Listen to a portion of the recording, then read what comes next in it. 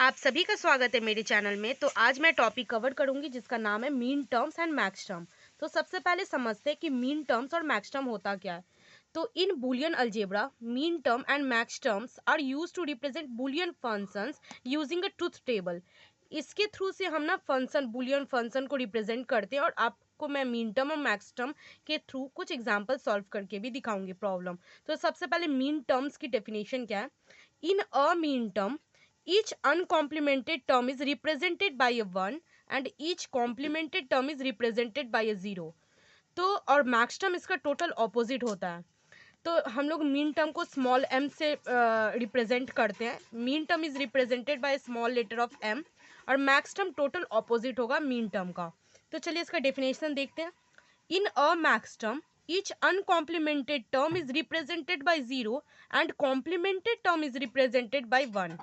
मतलब यहाँ पे क्या होता है, कॉम्प्लीमेंटेड टर्म को हम लोग जीरो से रिप्रेजेंट करते हैं और मैक्स टर्म में कॉम्प्लीमेंटेड टर्म को हम लोग 1 से रिप्रेजेंट करते हैं। और हम यहाँ पे क्या रिप्रेजेंट करते हैं, कैपिटल लेटर से, M capital letter. Max term is represented by a capital letter M. तो चलिए आपको एक एग्जाम्पल सॉल्व करके दिखाते हैं।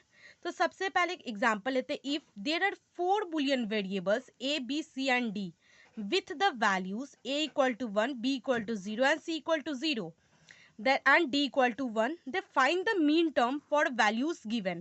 तो हम लोग बुलियन अलजेब्रा फॉलो करते हैं। तो सबसे पहले आपको मीन टर्म दिखाते हैं। देखिए ए क्या है हमारे पास 1, बी क्या है 0, सी क्या है 0, डी क्या है 1। तो मीन टर्म हमने यहाँ पे क्या पढ़ा था कि जहाँ पे 0 होगा तो वो कॉम्प्लीमेंटेड होगा, मतलब मीन टर्म में कॉम्प्लीमेंटेड को रिप्रेजेंट किया गया है 0 से। तो यहाँ पे हमारे पास v का वैल्यू 0 है और c का वैल्यू 0 है।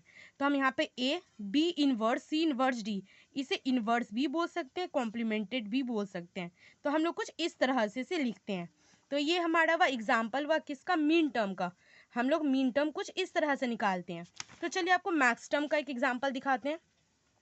So if there are boolean variables a, b, c, d with the values a equal to 1, b equal to 0, c equal to 0, d equal to 1, then find the max term of for values given।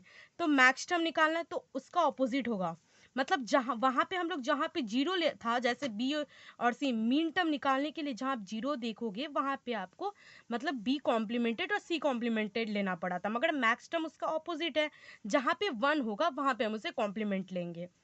तो a equal to 1 हमारे पास, b equal to 0 है, c equal to 0 है, d equal to 1 है।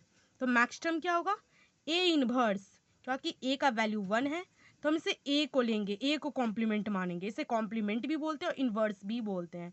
तो a complement plus b plus c plus d complement. हम लोग mean term में हम लोग मीन टर्म में एंड ऑपरेटर यूज करते हैं और मैक्स टर्म में और ऑपरेटर यूज करते हैं। और मतलब प्लस, तो यहाँ पे हम लोग प्लस लिए थे, वहाँ पे हम लोग मल्टीप्लाई मतलब एंड लिए थे, डॉट। तो इस तरह से हम लोग मीन टर्म और मैक्स टर्म सॉल्व करते हैं, मीन टर्म और मैक्स टर्म के फॉर्मूला से। मैक्स टर्म टोटल ऑपोजिट है मीन टर्म का, मीन टर्म ऑपोजिट है मैक्स टर्म का। तो अगर आपको मेरी वीडियो अच्छी लगे तो आप लोग लाइक कमेंट शेयर जरूर करना।